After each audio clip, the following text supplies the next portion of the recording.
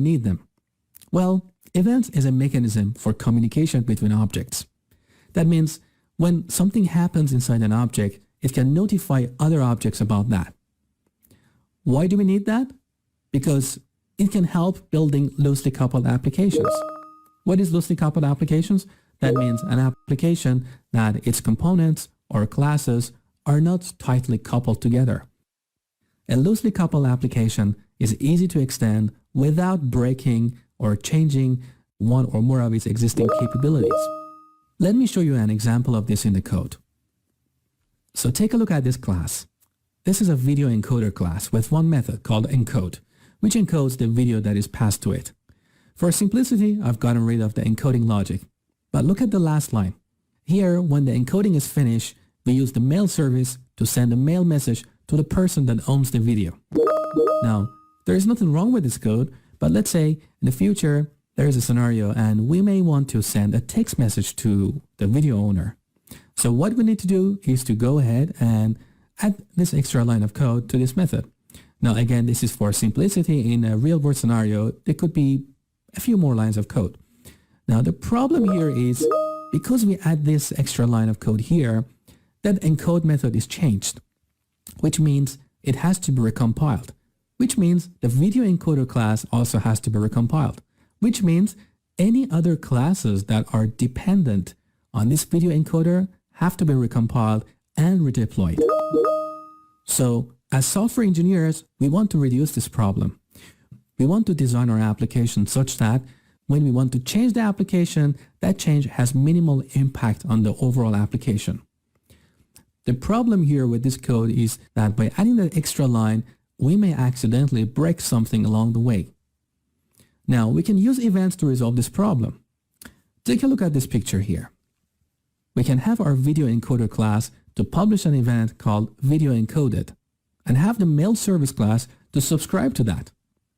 In this case, we refer to video encoder as a publisher or an event sender, and mail service is a subscriber or an event receiver. Now, what is interesting about this picture?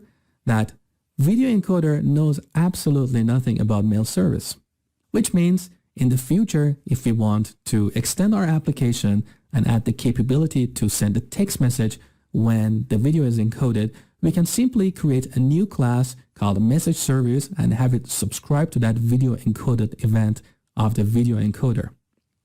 So basically, the video encoder does not need to be recompiled and redeployed, and we simply extend the application by adding a new class. So this reduces the impact on the application. Ideally, if we could extend our applications by simply adding new classes, the compilation time would be reduced and application could be redeployed without breaking things along the way. Now let's take a look at what the code would look like if we want to implement this eventing mechanism between these classes. So here is our video encoder class again. We have the encode method as before with the encoding logic. At the end, instead of directly making a call to the mail service, which we had before, we simply call a method called onVideoEncoded. Don't worry about that method, I will cover it shortly, but the purpose of this method is to simply notify the subscribers. Video encoder knows absolutely nothing about the mail service or the message service. They can come later, and we can add more subscribers without changing anything in this code. Now back to our picture, you might be wondering, how does the video encoder notify the subscribers?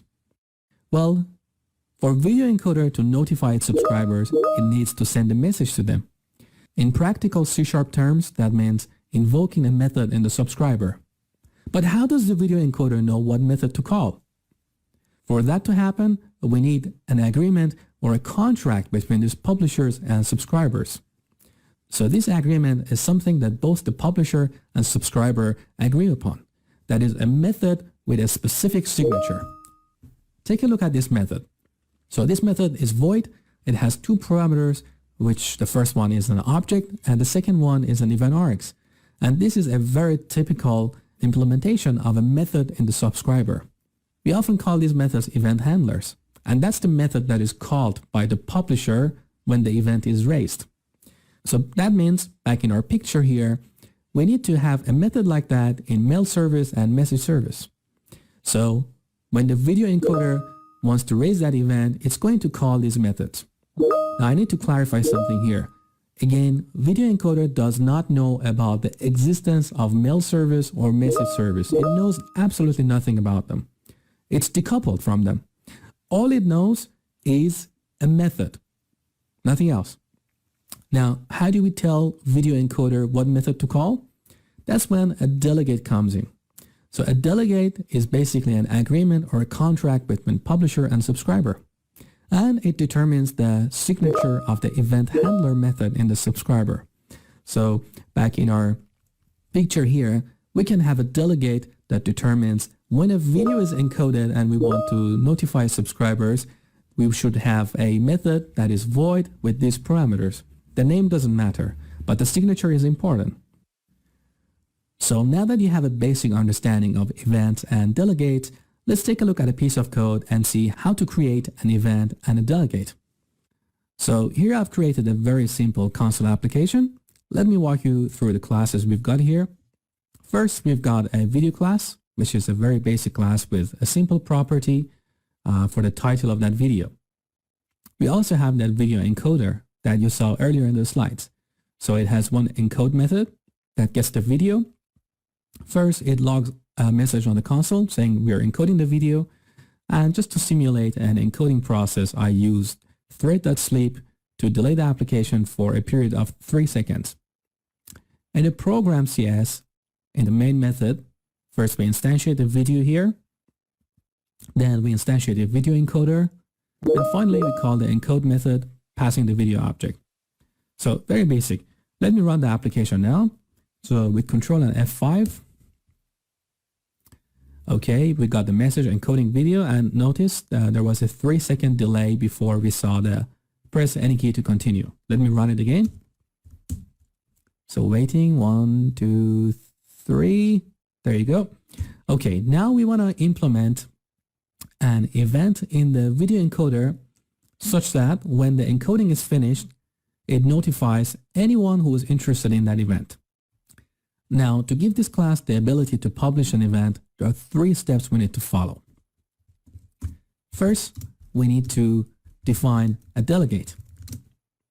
That is the contract or the agreement between the publisher and the subscriber. So a delegate determines the signature of the method in the subscriber that will be called when the publisher, in this case video encoder, publishes an event. Second, we need to define an event based on that delegate. And third, we need to raise or publish the event. So let's go ahead and implement each of these steps here. To define or declare a delegate, we start with public because we want it to be accessible anywhere. Then we use the keyword delegate. Now imagine you're declaring a method. To declare a method, we need to specify the return type, give it a name and parameters. And this method would be actually the event handler and the subscribers. So if I want to declare an event, I would say void. I would give it a name, video encoded event handler. Then parameters, typically in .NET, we have this convention that we want the first parameter of the event handler to be an object. And that is the source of the event or the class that is publishing or sending the event. And the second parameter is an event args, which is basically any additional data we want to send with the event. So let's review up to this point. We're declaring a delegate, which actually holds a reference to a function that looks like this. So that function or method is void. It has 2 parameters. The first one, typically in .NET, should be of type object, which is the source of the event. And the second parameter is event args, which includes any additional data about the event. Now, how did they come up with this name? In .NET, we have this convention that we say if the name of our event is going to be video encoded, we use that and then append event handler as the name of the delegate. So that is our first step, define a delegate. Now we need to define an event based on that delegate. So we start with public event. This event should be based on that delegate. So we use video encoded event handler. Oops. Video encoded event handler and give it a name. So video encoded. Note that I use the past tense form here to indicate that something has happened and finished. Sometimes in .NET you may see an event referring to present tense, like saying video encoding. In that case, that event should be fired or published before the encoding is finished. Started. So here we just use the past tense. So the second step is done. We define an event called video encoded based on that delegate. And the third step is to raise the event. To raise an event, we need a method that is responsible for that. Let me create that here.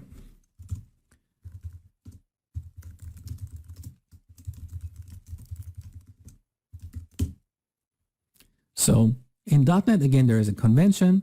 .NET Framework suggests that your event publisher methods should be protected. They should be virtual and void. And in terms of naming, they should start with the word on and then the name of the event, which is video encoded. So here in our encode method, once the encoding is finished here, we just need to call this method. And we're assuming this method will notify all the subscribers. So how do we notify subscribers? That is the responsibility of this method. We start with checking if there are any subscribers to this event. So we say video encoded. If it's not null, now we need to treat this as a method call. That is, imagine you're making a method call here. So video encoded. To call methods, we use brackets. Now this method, look at the parameters. Object source and event args. That's the signature that we defined earlier here, right?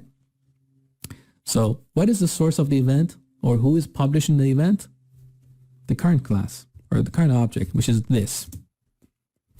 And do we want to send any additional data with the event? I would say for now, just to keep things simple, I would say no. So whenever you don't want to send any additional data, you use eventargs.empty. This is a static property of this class, which returns an instance of eventargs, which is empty. Later, in the next step, I will show you how we can send the actual video that was encoded. So let's review the steps we have done. First, we defined a delegate, which is here, which determines the shape or the signature of the method in the subscriber. Then the second step was to create an event based on that delegate. So we define the event here. We are saying this event is called video encoded. And whenever we raise that, we want a subscriber with a method that confirms to this delegate would be called. And the third step is raising the event. So in our encode method, once we're done, we call this method, which by convention should start with the word on and then the name of the event. And it should be protected, virtual, void, on video encoded. Inside this method, we'll look at that event. And if there are any subscribers there, which means it shouldn't be null, we're going to call them, passing the reference to video encoder and no additional data. Now, we're done here. Let's go ahead and create a couple of subscribers. So I'm going to go to program here. Let me create a new class here. Mail service.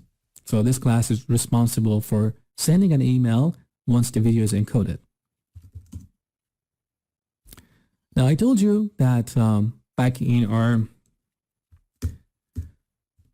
video encoder, when we define this delegate, I said we need a method that confirms with that signature in the subscribers. That method should be void and have these two parameters. So let's go ahead in our program CS here, in our mail service, create a method. This is the event handler. So that method should be void. We're going to call it on video encoded. It should have two parameters, object source, event args, e. right? Now, in this case, we don't want to send an actual mail. So I just want to simulate that. So we want to write a message to the console. I'll show you a quick tip here. Just type CW. That's a code snippet. If you press tab, that just writes console.writeline. It's a way for you to quickly write code. I have a course on Udemy called Visual Studio Tips and Tricks, or Double Your Coding Speed. And in that course, I teach you a lot of code snippets and various techniques to help you write code faster. So in case you're interested, the link is on the screen here. All right, let's move on. So when this method is called, we want to log a message to the console saying, okay, we are in mail service, sending an email, That's pretty much it. Now, what we need to do is to subscribe this mail service to the video encoded event of video encoder. So here in the main method, we have the video encoder, which is the publisher.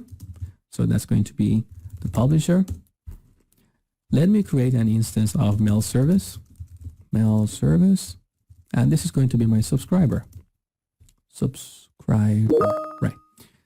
Now, before we call the encode method, we need to do the subscription. How do we do that? It's very simple. So you start with the publisher, video encoder dot look at this icon. That's an event, video encoded. So we are interested in that.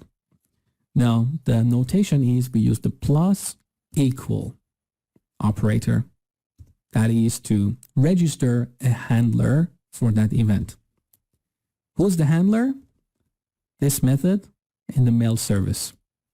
This method in the mail service. So I put that here, mail service dot,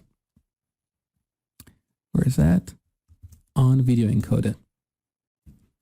And semicolon. Now, note that I'm not making a call to this method here. So I don't have brackets here. I just use the name of the method. And basically what that means is this is a reference or a pointer to that method. So video encoded event behind the scene is a list of pointers to methods. When the video encoder wants to publish that event, video encoded, it looks at that list here. Here we look at that list. And if it's not empty, that means someone has subscribed to that event, which means we have a pointer to an event handler method. And then we're going to call that like this. That's just the syntax in C#. So let's get back to our program CS. So note that, again, we need to do the subscription before calling the encode method. Otherwise, the subscriber wouldn't be notified about the event. Now let's run the application and see what happens.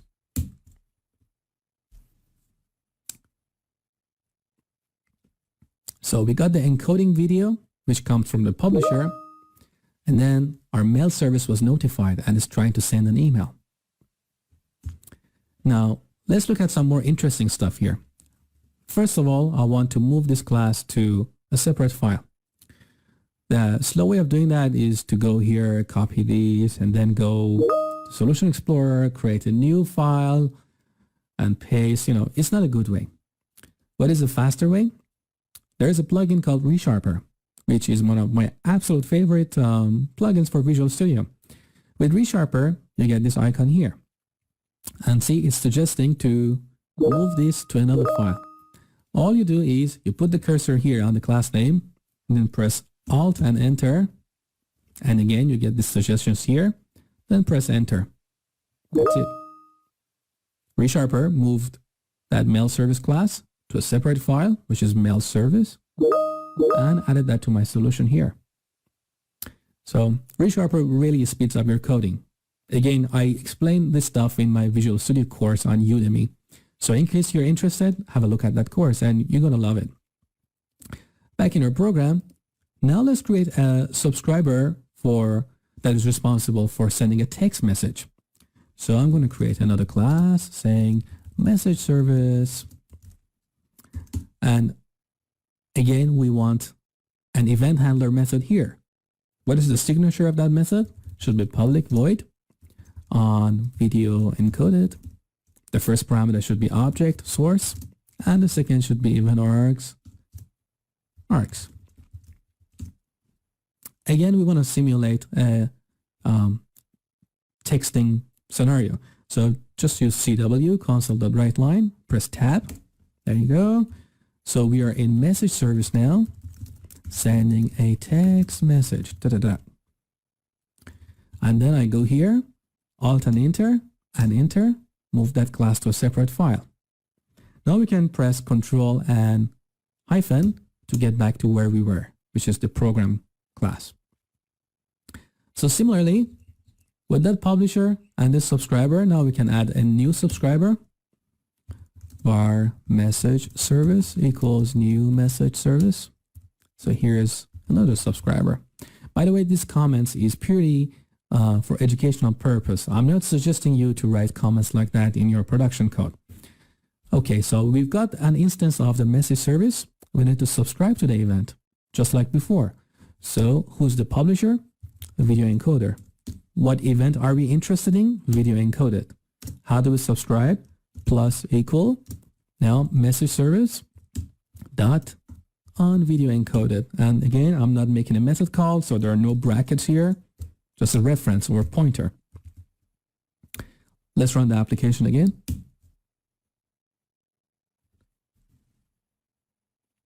Look, we got the encoding video message, which comes from the video encoder. Then mail service was notified. It's trying to send an email. And also message service was notified. And here it's trying to send a text message. Now, the beauty of this approach is when I created a new subscriber, which was message service, did I change anything in the video encoder? Let's go here. My video encoder is exactly the same. I didn't even make one line change. And that's what I was telling you in the slides earlier. So with events, you can create a publisher and you can add subscribers without changing the publisher. So this code doesn't need recompilation and doesn't need to be redeployed. And basically I can extend the application, add more capabilities by simply creating a new class, like in this case, message service. Tomorrow, we can have a new class, call it, I don't know, pager service that sends a notification using a pager, and nothing else would be affected. Now, take a look at the video encoder here. Here we have a delegate, which actually is a reference to a method or the event handler. That method should be void and with these two parameters. Now we want to send a reference to the video so the subscriber knows which video we encoded. To do that, instead of using event args, we need a custom class. That custom class should derive from event args and include any additional data that we would like to send to our subscribers. So let's go ahead and create that. I go here. I call it video event args because it's a class that contains the data about the video that was encoded. So it should derive from event args. Here we need to create a property that determines the video that was encoded. So quick way of writing that is you type prop and then press tab. This is a code snippet. So now I specify the return type, which is video, and the name. I press tab again and enter. That's it. So now we can change our delegate here. Instead of sending event args, we send video event args. Which means here, see, we got an error because when we're publishing an event, we're sending event args on empty, whereas our delegate now expects a video event args object. So I'm going to go ahead and modify this. We need to instantiate a video event args. And we also need to send the video. Video equals, but where is the video? We don't have it here. But look, in the encode video, in the encode method, when we encode the video here, we have a reference to the video object. So we can simply pass that object to this method. And of course, we need to go ahead and change this. But with ReSharper, I can just press Alt and Enter, and see ReSharper is suggesting to add that video parameter to this method. So I just go ahead, and there you go. Now in the event publisher method, we've got a reference to the video, and I can just put that here. So with this change, now our publisher is going to send some additional data, which is encapsulated in that class, video event args, and there we'll have a reference to the video that was encoded. Now let's go to mail service. We need to change this method to comply with that delegate. So instead of event args, we want video event args, right? And then now what we can do here is we can just we can output the title of the video. So I would say we've got the video object here, the title. We need to make the same change in message service. Now a quick way to find that class instead of going in the tabs or in the Solution Explorer is just with ReSharper type Control-T and then type message service. There you go. We are in that class now. So I'm going to go here and change this to video event args. And when outputting the message, I'm also going to add args.video.title. That's it. Let's compile and run the application with Control and F5. Okay, note that here, when mail service was notified, now we got the title of the video. So this is a way to pass data about the events that happened. Okay, the next step is to show you a simpler way to achieve the same thing with writing less code. So let's go to our video encoder, which is the publisher. See, we created this delegate here and specified these parameters as the arguments of the event handler method. Now, what they have done in .NET, I think it came with .NET Framework version 2.0 or 3.0. To make our life easier, they said, okay, we don't have to go and create a new delegate every time we want to declare an event. So in .NET, they have a delegate type, which is called event handler, and it comes in two forms. One is just a normal form and one is a generic form, which looks like this. What this means is they have done the hard work, so we can use that delegate instead of creating our own. Which means in this case, when we are declaring that event, instead of creating a custom delegate like that, we can just use the event handler delegate, not the icon here. I think it's suitcase. Looks like we are delegating it to, I don't know, what is it called in English? Solicitor, lawyer, I don't know. So that event handler type is generic, as you see here. Now, what do we want to send as additional data with the event? Video event args. Now that basically is exactly equivalent to this. So we don't have to create a delegate explicitly. We can just use this class here, which is a delegate. So I get rid of this. Now, if you wanted to publish an event without sending any additional data, instead of using the generic form like this, we could just use the normal form like this. Video encoded. Now, this is complaining because of the duplicate name. Let's just use video encoding. In that case, that means a method that gets object source as the first parameter and event args as the second parameter. Now, we don't really need it here. Okay, with that change, let's compile the application and run it. Everything working as before. Well, I hope at this point you have a good and in-depth understanding of events and delegate and how they help building loosely coupled applications. You saw how we can use events to make our applications extensible. And you also saw how to create a delegate and an event, as well as raising and subscribing to events. You also saw how we can use the event handler delegates that comes in the .NET framework, which saves us from creating our own delegate. So that delegate keyword that you saw earlier, I just wrote it because I wanted you to know what's exactly happening behind the scene. That came in the first version of .NET.